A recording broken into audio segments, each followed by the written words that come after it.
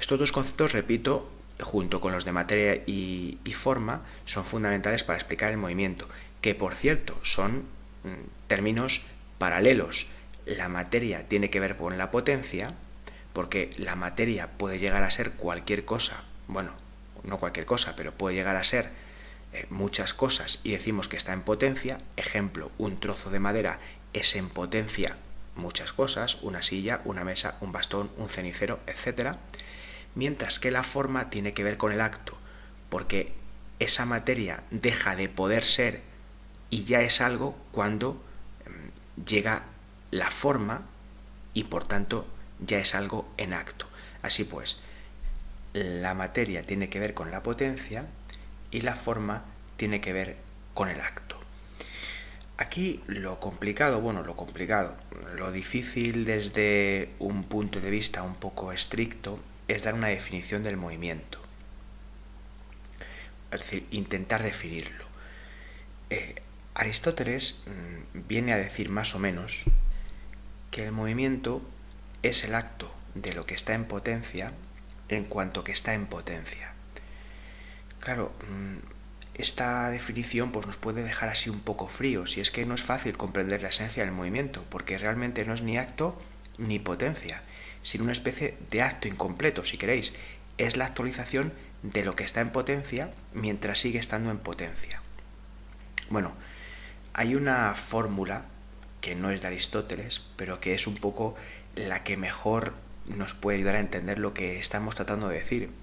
Es una fórmula típica que, bueno, pues todo el mundo más o menos acabó utilizando, pero que en rigor no fue pronunciada por Aristóteles. Y es esa famosa que viene a decir que el movimiento es el paso de la potencia al acto. No es una fórmula, yo creo que especialmente afortunada, porque decimos que el movimiento es el paso y ahí es como si estuviéramos ya utilizando una palabra similar a la que queremos definir. Pero bueno, para hacernos una idea, yo creo que nos sirve, ¿no? Si decimos que el movimiento es el paso de la potencia al acto, pues nos podemos hacer una idea. Así que más o menos lo hemos definido, hemos visto los dos tipos de movimiento que hay, que son el sustancial y el accidental, y entonces nos iríamos a nuestro, pues a nuestro cuarto punto, si queréis, de la física, a nuestro cuarto asunto o motivo de reflexión, que sería el primer motor. Os recuerdo, más o menos por hacer un pequeño esquema de lo que llevamos hasta aquí explicado, que el primero fue el concepto de naturaleza, después estudiamos las cuatro causas, en tercer lugar el movimiento, y ahora iríamos con el punto cuarto, que sería el primer motor. Primer motor que para Aristóteles, digámoslo ya, es Dios, y vamos a tratar ahora pues de aclarar en qué medida y por qué dice eso. Bueno, como os acabo de decir hace un segundo, Aristóteles entiende que el movimiento es el paso de la potencia al acto. Pero para que eso se produzca, para que el móvil, que es, digamos, la sustancia, si queréis, que va a pasar de la potencia al acto y que por tanto está en movimiento, para que consume ese proceso, es necesario un motor que haga que ese proceso se consume. Es decir, todo lo que se mueve es movido por otro. Luego, todo ser que se está moviendo requiere o necesita de un motor. Ese motor es el que provoca que el ser que está en movimiento pase de la potencia al acto, porque él ya, el motor, está en acto. Un ejemplo muy sencillo. Una semilla es un árbol en potencia. La semilla va a pasar, con el paso del tiempo, ¿no?, a ser un árbol en acto. Pero esa semilla, al fin y al cabo, viene de un árbol en acto. Así que es necesario un motor que esté en acto para que otro ser pase de la potencia al acto. Lo cierto es que ese motor del que estamos hablando, que está en acto, antes estuvo en potencia. Recordad que esto ya hablamos también en la metafísica. Y claro, necesitó a su vez de otro motor que le hiciera pasar de la potencia al acto. Y ese que está en acto antes estuvo en potencia y necesitó de otro motor que le hiciera pasar de la potencia al acto. ¿Qué ocurre? Pues que no podemos proseguir así indefinidamente. Y es necesario que esa cadena tenga un principio y que establezcamos, puesto que el movimiento existe y tenemos que explicarlo, y si seguimos hasta el infinito en el fondo no estaríamos explicando nada, sino posponiendo la explicación, es necesario pues que exista un primer motor que sea inmóvil. Y esto quiere decir que no sea movido por ningún otro. Y esto quiere decir que no tenga que pasar de la potencia al acto. Y esto quiere decir que sea acto puro, sin potencialidad alguna. Y es así como Aristóteles entiende a Dios, como acto puro y primer motor del movimiento del mundo. Estamos en la física. Eso significa que Aristóteles entiende a Dios como causa eficiente. Lo que quiere decir que es un motor que está en contacto inmediato con la última esfera del cosmos o del universo. Esa última esfera pondría, digamos, en movimiento al motor inmóvil de la siguiente esfera y así sucesivamente el movimiento sería transmitiendo de esfera en esfera. Ahora hablaremos de la concepción del universo de Aristóteles y esto de las esferas quedará un poco más claro. Pero lo que me interesa es insistir en que aquí Aristóteles concibe a Dios como causa eficiente, que repito, está en contacto inmediato con la última esfera del cosmos. Pero ese contacto inmediato no entendáis que es físico, porque Dios es inmaterial, carece de extensión y por tanto ese contacto no puede ser físico. Bueno, en la metafísica, de la que hablamos el otro día, Aristóteles dice que Dios es el primer motor que mueve al mundo, pero como causa final, no como causa eficiente, que es lo que dice en la física.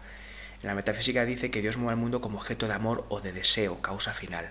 Aquí, sin embargo, hablamos de causa eficiente. En la metafísica, pues recordad que Dios aparece pues claramente separado del mundo, es acto puro, es un ser autopensante, feliz, autosuficiente. En definitiva, en la metafísica Dios es entendido como una inteligencia que se piensa a sí misma. Aquí en la física, sin embargo, repito, Dios es más bien entendido como causa eficiente. Bueno, y vamos con nuestro quinto asunto o punto de reflexión en la física de Aristóteles, que sería la cosmología.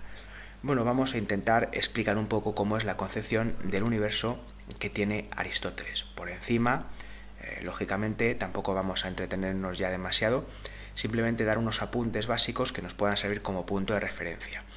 Bueno, la verdad es que Aristóteles, yo aquí quisiera decir algo, ¿no? Aristóteles, pues en ámbitos científicos ha sido muy criticado porque, bueno, pues su forma de entender o su concepción del universo un poco reformada por Ptolomeo, lo que normalmente entendemos pues por el modelo aristotélico tolemaico, estuvo pues o fue el punto de referencia durante muy buena parte de la Edad Media.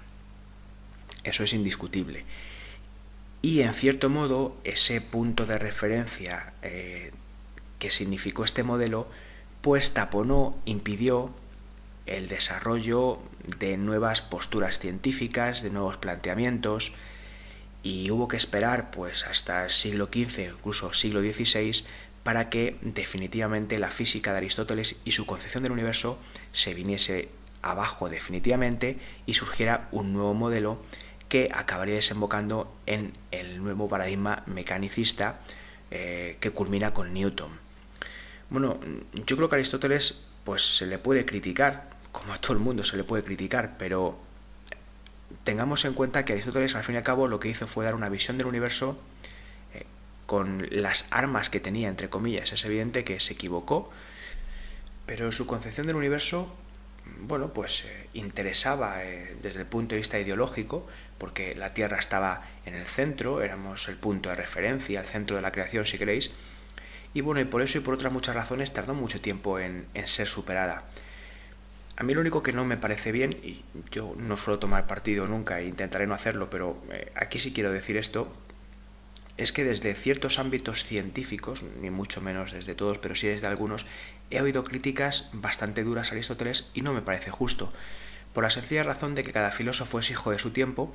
Aristóteles, con las posibilidades que tenía, yo creo que hizo una labor muy interesante, tanto desde el punto de vista científico como desde el punto de vista filosófico. Es evidente que, sobre todo desde el punto de vista científico, en muchos aspectos se equivocó, pero es el ser humano el que con el paso del tiempo tiene que ir progresando y tiene que ir mejorando y tiene que ir superando planteamientos, teorías pues que antes se han hecho y que con el tiempo se demuestra que son falsas. Pero bueno, al fin y al cabo podemos superar esas teorías porque alguien las ha hecho y de alguna forma su planteamiento ayuda a que otras personas pues lo estudien y al no estar de acuerdo consigan aportar puntos de referencia nuevos o distintos. Yo creo que juzgar pues Aristóteles con excesiva dureza desde nuestra perspectiva actual es cómodo y es injusto. Aristóteles, repito, lo que tenía con sus puntos de referencia, con su contexto histórico, creo que realizó una gran labor y que, bueno, pues en algunos aspectos acertó. Ahí tiene observaciones desde el punto de vista biológico muy interesantes y que sabéis que Darwin pues las tenía en alta estima, pero en otros aspectos, lógico, por ejemplo, la concepción del universo se equivocó y, bueno, pues la postura de Aristóteles con el tiempo fue superada, pero yo no creo que se deba de juzgar a Aristóteles con excesiva dureza, como repito, desde ciertos puntos de vista o ciertos contextos científicos se ha hecho. Es lo que creo y simplemente lo digo. Bueno, vamos al grano. ¿Cuál era la concepción del universo que tenía Aristóteles? Bueno, pues la concepción del universo que tenía Aristóteles, por esquematizar, diremos que es la siguiente. Es un universo esférico, es un universo finito, y por concretar diremos que en ese universo hay una serie de esferas. En cada una de esas esferas hay un planeta y esas esferas giran. No son los planetas los que giran, son las esferas y los planetas están en la esfera, por eso se mueven. En el centro de ese universo está la Tierra, que es inmóvil, y luego, repito, cada uno de los planetas pues gira en una de esas esferas. La Tierra, por supuesto, está en el centro y es inmóvil. La última de las esferas es la esfera de las estrellas. ¿Qué hay más allá del universo? Bueno, pues eso es una pregunta que en cierto modo para Aristóteles es ilegítima. Más allá del universo no tiene mucho sentido preguntarse qué hay. El universo es lo que hay. Más allá, bueno, pues es una pregunta que escapa al alcance de nuestras posibilidades, podríamos decir. Distingue Aristóteles dos regiones en ese universo. Por una parte la Tierra, que es lo que llamamos mundo sublunar, y por otra parte la Luna y lo que está más allá de ella, que es lo que va a llamar mundo supralunar. El mundo sublunar, que es el de la Tierra, todo está compuesto por los 4 elementos básicos que son aire, agua, tierra y fuego. En este mundo, en el que, bueno, las cosas son, como sabéis, corruptibles, porque están, pero con el paso del tiempo dejan de estar, etc. En este mundo, los movimientos son rectilíneos, hacia arriba o hacia abajo, y dependen, y esto es muy importante, de la esencia, es decir, de la naturaleza de los cuerpos. Aristóteles no explica el movimiento en función de fuerzas. Por ejemplo, si nosotros lanzamos una piedra y la piedra hacia arriba y la piedra cae hacia abajo, hoy hablamos de fuerza de la gravedad. Pero Aristóteles decía que era la esencia, es decir, la tendencia que tiene esa piedra como cuerpo pesado a ir a la Tierra, que es el cuerpo más pesado que está en el centro del universo. Es decir, que los movimientos naturales aquí en el mundo sublunar son rectilíneos. Puede ser hacia arriba, por ejemplo, el humo tiende hacia arriba porque es un cuerpo ligero y, por ejemplo, la piedra tendería hacia abajo porque es un cuerpo pesado. Pero lo que importa de estos movimientos naturales es que tengamos en cuenta que Aristóteles no los explica en función de fuerzas, sino que los explica en función de las tendencias que las esencias de los cuerpos les marcan. La tendencia de una piedra como cuerpo pesado es ir hacia la Tierra, que es a su vez un cuerpo pesado, porque se lo marca su esencia o su naturaleza. Esto es interesante. Repito, en que Aristóteles lógicamente no habla de fuerzas, sino que explica los movimientos en función de las tendencias, en función de la esencia de los cuerpos. Hay otro tipo de movimientos, que no son los naturales, que son los violentos. Pero los movimientos violentos ya no tienen su razón de ser en la naturaleza o en la esencia de los cuerpos, sino que en los movimientos violentos el agente es externo, el causante de ese movimiento. Por ejemplo, si yo lanzo una piedra y rompo una ventana, el movimiento de esa piedra no es natural, sino que es violento y tiene un agente externo, que en ese caso soy yo. Si seguimos hablando de los movimientos naturales y tomamos como referencia, a modo de ejemplo, los 4 elementos, pues pensemos que el aire y el fuego son ligeros y que por eso, por su propia naturaleza o por su propia esencia, se mueven hacia su lugar natural, que es el cielo. En cambio, la tierra y el agua se mueven hacia abajo porque son pesados y por eso tienden hacia el centro de la tierra, que es su lugar natural. Así pues, el movimiento se explica en función de la esencia o cualidades naturales, no se explica en función de fuerzas. Bien, todo esto que hemos dicho con respecto al mundo sublunar. Pero por otra parte estaría el mundo supralunar. ¿Y qué pasa con el mundo supralunar? Bueno, pues que el mundo supralunar está constituido por la Luna y todo lo que va más allá de ella. Este es un mundo que posee unas características totalmente distintas. Es un mundo en el que reina la armonía, el orden. Los astros son para Aristóteles seres animados, no están sometidos ni a corrupción ni a generación. Y además, los astros están compuestos por un quinto elemento, eterno e incorruptible, que es el éter, que significa lo que siempre fluye. En el mundo supralunar, los cuerpos celestes tienen el movimiento perfecto, y el movimiento perfecto es el movimiento circular, un movimiento que es eterno y que es regular. Además, cada astro, os he dicho cada planeta, está colocado en una esfera de éter. Cada una de las esferas está movida por un motor inmóvil, y es la esfera la que se mueve. Y al moverse la esfera, en ella está el planeta y por tanto también se mueve. Repito, imaginaros un universo finito, está encerrado en la última esfera, que es la esfera de las estrellas, y en él no existe el vacío. Y además, preguntarse qué hay más allá del universo no tiene mucho sentido. Imaginar, repito, un universo esférico formado por esferas concéntricas, en cada una de las cuales gira un planeta. Bueno, gira la esfera y en él está el planeta. Cada esfera está movida por un motor inmóvil y el movimiento se va comunicando desde la primera esfera a las siguientes, primera esfera a la que pone en movimiento el primer motor, que es Dios.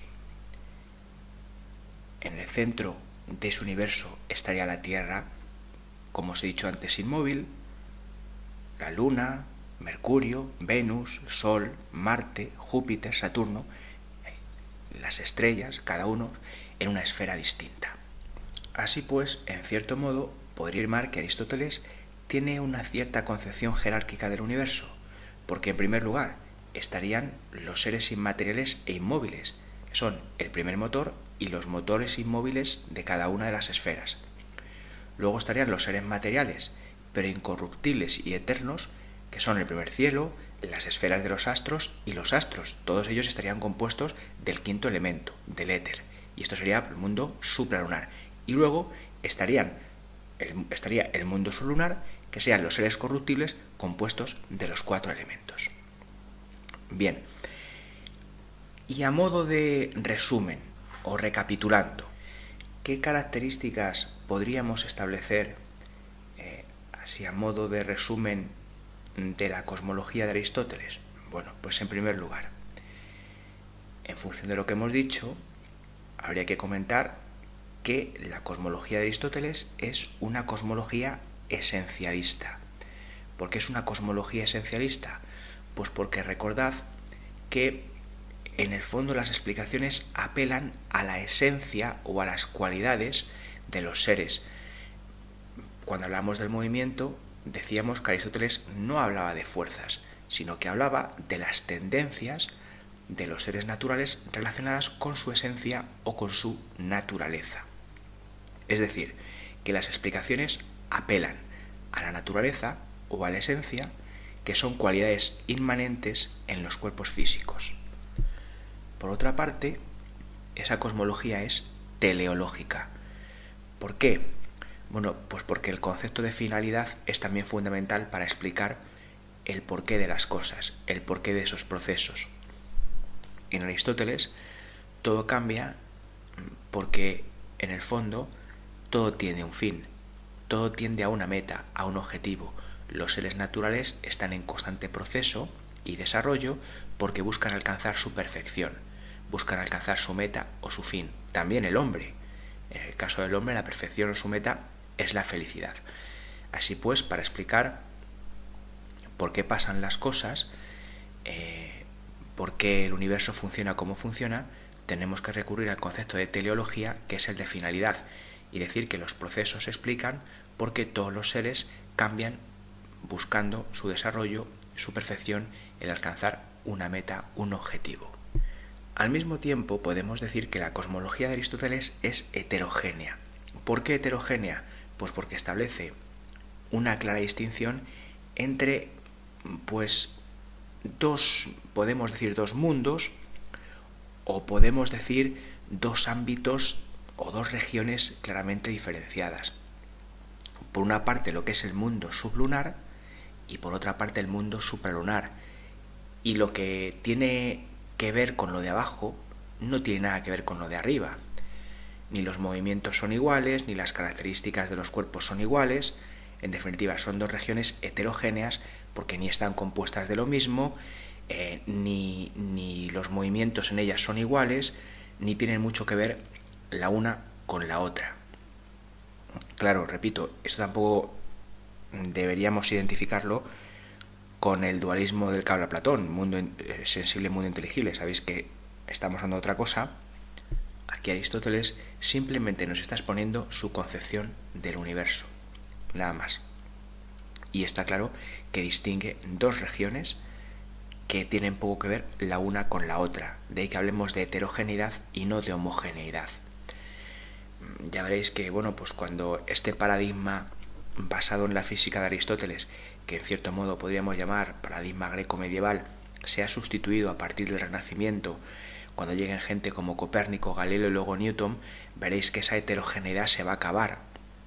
Y que, por ejemplo, con Newton se ve muy claramente que cuando hablamos de ley de la gravedad, no hablamos de una ley de la gravedad para la Tierra y otra para los otros astros, por así decir, sino que es la misma para todos. Entonces, ese concepto de heterogeneidad va a ser sustituido por el de homogeneidad, si queréis, o podemos decirlo así.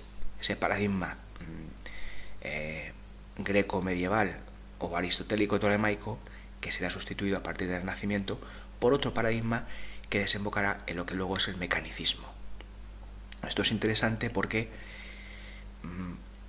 la concepción del universo que tiene Aristóteles se parece a la de un organismo vivo. Sin embargo, la concepción del universo que se va a tener después, si tomamos como modelo, por ejemplo, a Newton, es el mecanicismo. El universo se entenderá como una máquina y tendrá poco que ver con lo que decía Aristóteles. Bueno,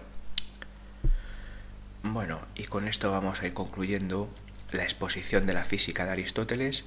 Espero que os haya servido, que bueno, puede ser de vuestro interés.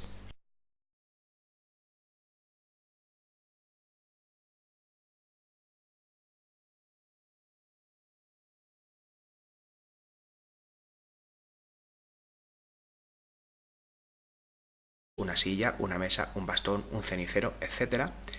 Mientras que la forma tiene que ver con el acto, porque esa materia deja de poder ser y ya es algo cuando llega la forma y por tanto ya es algo en acto.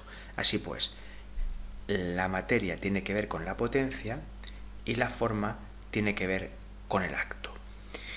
Aquí lo difícil desde un punto de vista un poco estricto es dar una definición del movimiento. Hay una fórmula que no es de Aristóteles, pero que es un poco la que mejor nos puede ayudar a entender lo que estamos tratando de decir. Es una fórmula típica que, bueno, pues todo el mundo más o menos acabó utilizando, pero que en rigor no fue pronunciada por Aristóteles. Y es esa famosa que viene a decir que el movimiento es el paso de la potencia al acto. No es una fórmula, yo creo que especialmente afortunada, porque decimos que el movimiento es el paso y ahí es como si estuviéramos ya utilizando una palabra similar a la que queremos definir. Pero bueno, para hacernos una idea, yo creo que es decir, intentar definirlo. Aristóteles viene a decir más o menos que el movimiento es el acto de lo que está en potencia en cuanto que está en potencia.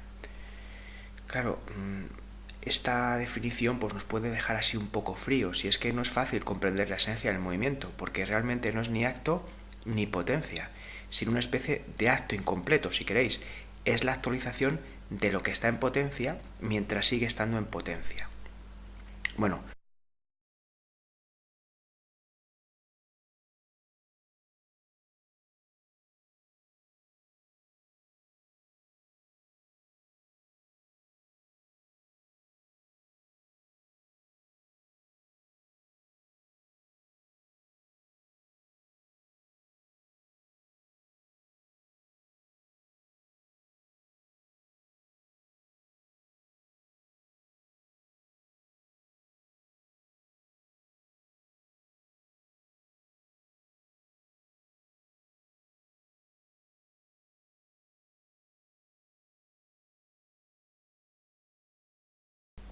estos dos conceptos, repito, junto con los de materia y forma, son fundamentales para explicar el movimiento, que por cierto son términos paralelos.